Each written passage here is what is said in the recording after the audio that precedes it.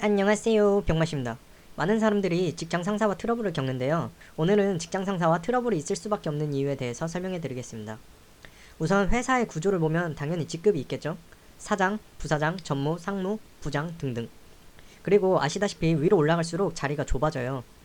예를 들어 사원이 100명, 대리가 70명, 과장이 50명 뭐 이렇게 가다가 사장 1명, 부사장 1명, 전무 5명, 상무 10명 뭐 이런 구조가 될 수가 있겠죠.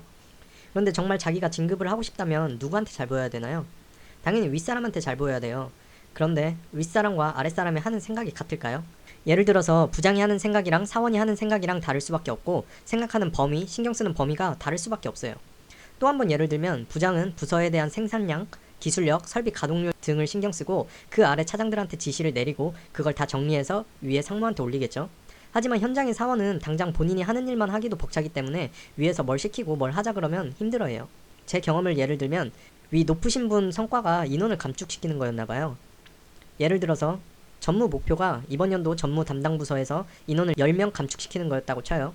그런데 전무가 자기 위에 사장이나 부사장한테 인원을 어떻게 10명이나 감축시켜요? 라고 말할 수 있을까요? 당연히 못하죠. 본인이 어떻게 거기까지 올라왔는데.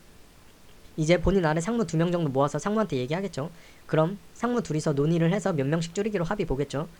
그럼 이제 자기 아래 부장들한테 전달하고 부장은 고민을 해서 인원을 어떻게든 줄이겠죠. 그리고 전무는 목표를 달성하고 다른 곳으로 발령받아서 떠나요.